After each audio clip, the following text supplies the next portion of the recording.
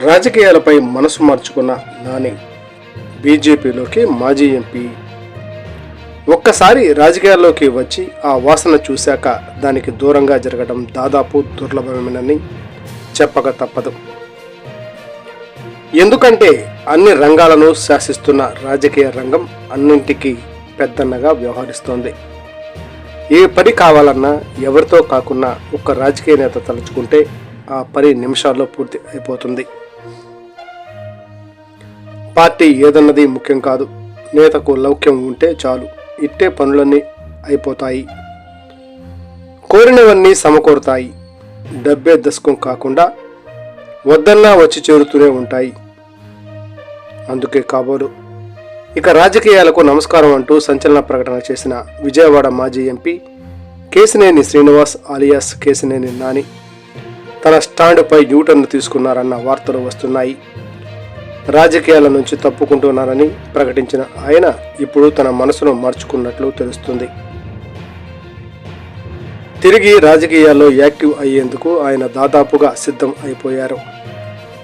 BJP రాష్ట్ర అధ్యక్షురాలు దగ్గుపాటి పురంధరేశ్వరితో ఇప్పటికే పలుమార్లు భేటీ అయిన నాని బీజేపీలో తన చేరికకు మార్గం సుగమం చేసుకున్నారు. అతి తొందరలోనే అధికారికంగానూ ఆయన బీజేపీలో చేరిపోతారన్న విశ్లేషణలు సాగుతున్నాయి. కేశినేని ట్రావెల్స్ అధినేతగా సమాజంలో మంచి గుర్తింపు సంపాదించుకున్న కేశినేని నాని టీడీపీతో తన రాజకీయ ప్రస్థానాన్ని ప్రారంభించారు.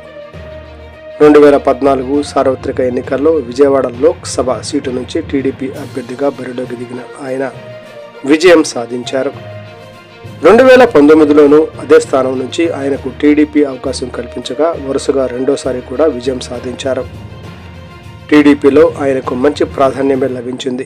పార్టీ అధినేత నారా చంద్రబాబు నాయుడు నుంచి ఫ్రీ హ్యాండ్ లభించిన నాని విజయవాడ లోక్సభ పరిధిలో పెద్ద ఎత్తున అభివృద్ధి పనులు చేపట్టి తనకంటూ ఓ ప్రత్యేక గుర్తింపు సంపాదించుకున్నారు.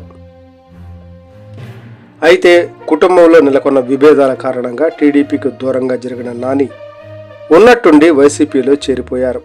2024 ఎన్నికల్లో విజయవాడ లోక్సభ నుంచి ఆ పార్టీ అభ్యర్థిగా బరిలోకి దిగి టీడీపీ అభ్యర్థిగా పోటీ చేసిన తన సొంత తమ్ముడు కేశినేని శివనాథ్ ఆలియాస్ చిన్ని చేతిలో ఓటమి పాలయ్యారు. దీంతో షాక్ తిన్న నాని ఇక తాను రాజకీయాల్లో కొనసాగబోనట్టు సంచలన ప్రకటన చేశారు. అయితే రాజకీయాలను విడిచి ఆయన ఉండలేకపోతున్నారన్న వాదనలు వినిపించగా ఆ మాట నిజమేనన్నట్లుగా తిరిగి రాజకీయాల్లోకి వచ్చే దిశగా ఆయన అడుగులు వేస్తున్నారు.